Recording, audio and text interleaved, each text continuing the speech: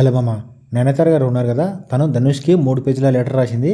మీరు అనుకున్న love letter కావాలండి, అది కొంచెం వేరే విషయం. ఈ టాపిక్ గురించి మనం క్లియర్గా మాట్లాడుకుందాం. దానికన్నా ముందు ఛానల్కి ఏమైనా కొత్తగా వచ్చింది, ఛానల్ సబ్స్క్రైబ్ చేసుకొని వీడియోకి లైక్ చేసేయండి. మీరు చేసే ఒక్కొక్క లైక్ వల్ల నాకు కొంచెం సపోర్ట్గా ఉంటుంది. నాకు ఇలాంటి వీడియో చేయడానికి కొంచెం మోటివేషన్గా ఉంటుంది.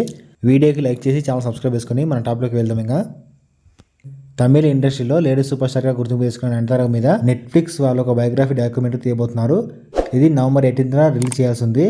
తను ఫిల్మ్ ఇండస్ట్రీకి ఎలా వచ్చి ఎన్ని కష్టాలు పడింది, తన హీరోని కావడానికి ఎన్ని కష్టాలు పడింది, అలాగే తన లైఫ్ పార్ట్నర్ని ఎలా కలుసుకుంది, అతను కలిసినప్పుడు ఎలా జరిగింది అన్ని మెమోరీస్ అని చెప్పేసి ఒక డాక్యుమెంటరీ తీయబోతున్నారు.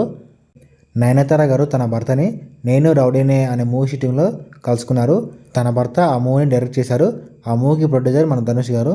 అయితే ఇందులో వచ్చిన చిక్కిందంటే నయనతార గారు తన భర్తని ఆ మూవీ షూటింగ్లో కలుసుకున్నారు కాబట్టి ఆ మూవీ క్లిప్స్ కొన్ని వాడాలనుకున్నారు. దానికి నో అబ్జెక్షన్ పర్మిషన్ ఇవ్వాలని చెప్పేసి ధనుష్ గారిని ఒక 2 months నుంచి అడుగుతూనే ఉన్నారు. కానీ తను పట్టించుకోవడం లేదు. తనేమో పర్మిషన్ ఇవ్వడం లేదు. ఆ మూవీకి సంబంధించిన కో ప్రొడ్యూసర్ కూడా పట్టించుకోవడం లేదు. తర్వాత నయనతారకు బాగా చిరాకు వచ్చి ఏదైతే అయిందని చెప్పేసి ఆ క్లిప్స్ని అయితే యాడ్ చేయించారనమాట. రీసెంట్గానే డాక్యుమెంటరీకి సంబంధించిన ప్రోమో అయితే రిలీజ్ అయింది. దాంట్లో 3 seconds పాటు ఆ మూవీ క్లిప్స్ అయితే ఉన్నాయి. దానికి ధనుష్ గారు రియాక్ట్ అవుతూ నా మూవీ క్లిప్స్ నా పర్మిషన్ లేకుండా వాడుకుంటారా, నాకు 10 కోట్లు జరిమానా ఇవ్వాలని చెప్పేసి తనైతే ఒక లెటర్ అయితే పంపించాడనమాట. దానికి బదులుగా నయనతార 3 పేజీల లెటర్ అయితే ట్విట్టర్లో రిలీజ్ చేసింది.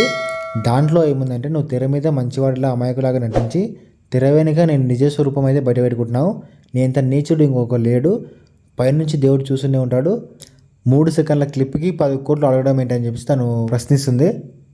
బయటకున్న టాక్ ఏంటంటే నయనతార భర్తకి అలాగే ధనుష్ గారికి ఏదో పర్సనల్ విభేదాలు ఉన్నాయంట. దానివల్ల పగబట్టి ఇలా చేస్తున్నానని చెప్పేసి బయట టాక్ ఉంది. మరి నిజమేంటో మనకైతే తెలియదు. ఏది ఏమైనా కానీ ఒక లేడీ మీద డాక్యుమెంట్ రావడం అంటే చాలా గొప్ప విషయం. దానికి ఎంకరేజ్ చేయాలి కానీ ఈ విధంగా చేయడం నాకైతే నచ్చలేదు. ఆయన 3 seconds క్లిప్ కోసం 10 కోట్లు అడగడం ఏంటి భయ్యా, నాకైతే అస్సలు నచ్చలేదు. మరి దీని మీద మీరేమంటారో, మీ ఒపీనియన్ డెఫినెట్గా కామెంట్ చేయండి. సబ్స్క్రైబ్ చేయొచ్చు కదా.